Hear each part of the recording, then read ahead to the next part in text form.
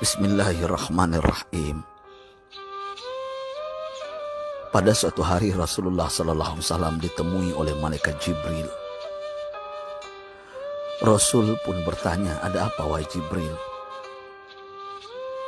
Jibril menjawab, "Wahai Muhammad, sesungguhnya hari ini Allah Subhanahu wa Ta'ala sedang mengobarkan nyala api neraka, dan seluruh para malaikat amat ketakutan. Mereka tidak tahu harus bagaimana. Untung aku ingat," kata Jibril, "bahwa engkau Muhammad adalah sumber cinta dan sayang Allah Subhanahu wa Ta'ala kepada alam semesta. Dengan alasan itu aku kesini, bertabaruk mengambil berkah dengan cinta Allah kepada dirimu, ya Rasulullah, ya Muhammad." Rasulullah terdiam beberapa saat, kemudian bertanya lagi, "Wahai Jibril, ceritakan padaku bagaimana neraka itu sesungguhnya."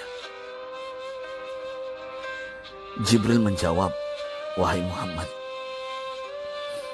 neraka itu bagaikan lubang-lubang yang terdiri dari 7 tingkat. Jarak antara satu lubang dengan yang lain ialah perjalanan 70 tahun. Lubang paling bawah adalah lubang yang paling panas." Nabi SAW meneruskan pertanyaannya, "Lalu siapakah penghuni lubang-lubang neraka itu, wahai Jibril? Sampaikan kepadaku, Jibril."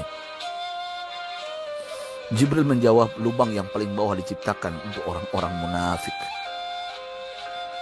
Lubang yang berikutnya untuk penyembah berhala, lalu untuk penyembah bintang dan matahari." Jibril terus menerangkan penghuni tingkatan neraka hingga lubang yang kelima, tempat umat Yahudi, dan yang keenam dihuni oleh umat Nasrani. Setelah menjelaskan penghuni 6 tingkatan neraka, Jibril diam cukup lama. Rasulullah SAW penasaran dan bertanya kepada Jibril, "Wahai Jibril, siapakah penghuni neraka yang ke-7?" Jibril diam saja tidak menjawab. Rasulullah SAW mengulangi pertanyaannya, tapi Jibril tetap diam. Rasulullah tambah penasaran dan mendesak Jibril agar dijawab pertanyaannya. Akhirnya Jibril pun berkata, "Umatmu, wahai Muhammad, mereka itu para pelaku dosa besar di kalangan umatmu, yang dimana sampai mereka mati belum sempat bertaubat." Mendengar jawaban Jibril, Rasulullah langsung jatuh pingsan. Jibril merangkulnya dan meletakkan tubuh baginda di atas pangkuannya. Tak berapa lama Rasulullah SAW sadar dan langsung menangis bersimbah air mata dengan terisak-isak. Rasulullah mempertegas pertanyaannya, "Wahai Jibril, apakah benar ada di antara umatku yang masuk neraka?" Jibril menjawab, "Benar, wahai Muhammad, pelaku dosa besar di antara umatmu yang belum bertaubat." Setelah itu Rasulullah menghadap kiblat dan sujud kepada Allah dalam isak tangisnya. Sesekali dengan suara pelan beliau membisikkan kata-kata, "Ummati ya Rabb, ummati, ummati, ummati." Beliau SAW tidak mengangkat kepalanya dalam keadaan seperti itu selama 3 hari 3 malam.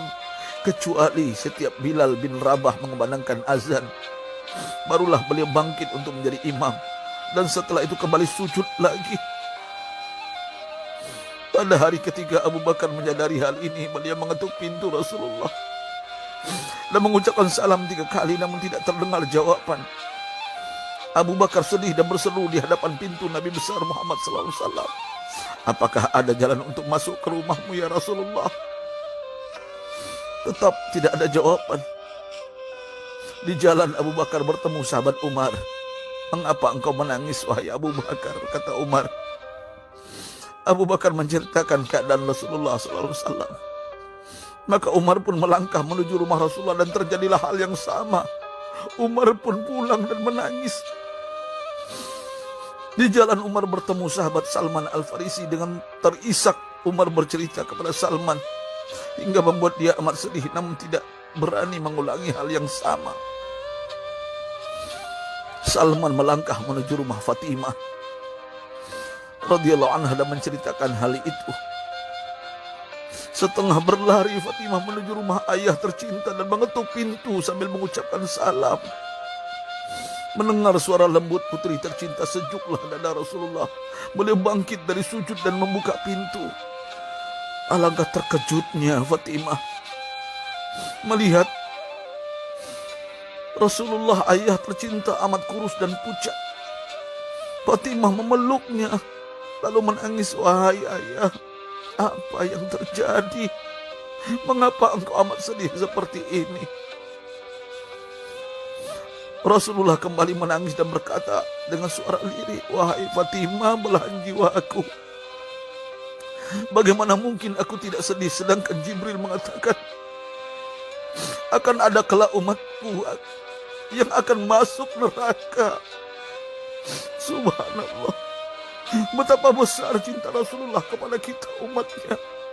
Sahabatku, Rasulullah mencintai kita. Antaman ma'aman ahbabta, engkau akan berkumpul dengan orang yang kau cintai. Mari kita mencintai baginda Nabi besar Muhammad SAW yang mencintai kita umat yang tidak rela kita masuk neraka. Mari kita mencintai beliau dengan berselawat, Allahumma sholli ala Sayyidina Muhammad wa ala ahli Sayyidina Muhammad. Allahumma sholli wa sallim ala Sayyidina Muhammad karimil aba wal ummahat. Allahumma sholli ala Sayyidina Muhammad wa alihi wa sahbihi wa sallim. Sahabatku, sampaikan dan silakan share sahabatku di sosial media. Rasul mengajarkan kepada kita, man dalla ala khairin falau mislu ajri fa'ili. Siapa yang menunjukkan kepada kebaikan, maka dia akan mendapatkan pahala seperti orang yang mengerjakannya. Mudah-mudahan ini menjadi pahala jariah bagi kita. Saya Ustadz Oren. Assalamualaikum warahmatullahi wabarakatuh.